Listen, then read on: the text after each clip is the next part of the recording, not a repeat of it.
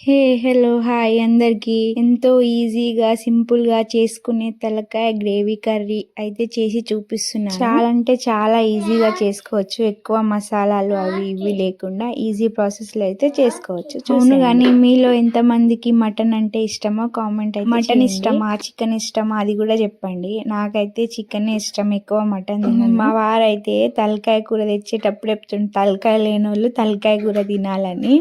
ఫన్నీగా అనిపించింది నాకైతే.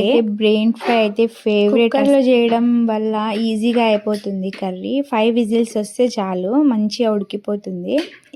ఈ కర్రీ కాంబినేషన్గా రొట్టెలైనా చపాతీలైనా లేకపోతే రాగి సంగటి అయినా అన్నంలోకైనా ఏ బగారా రైస్లోకైనా దేంట్లో అయినా టేస్టీగా ఉంటుంది. నేనైతే జొన్న రొట్టెలు చేసిన, జొన్న రొట్టెలు విత్ తలకాయ కూర చాలా బాగుంటుంది. మీరు కూడా ట్రై చేయండి తప్పకుండా. లాస్ట్లో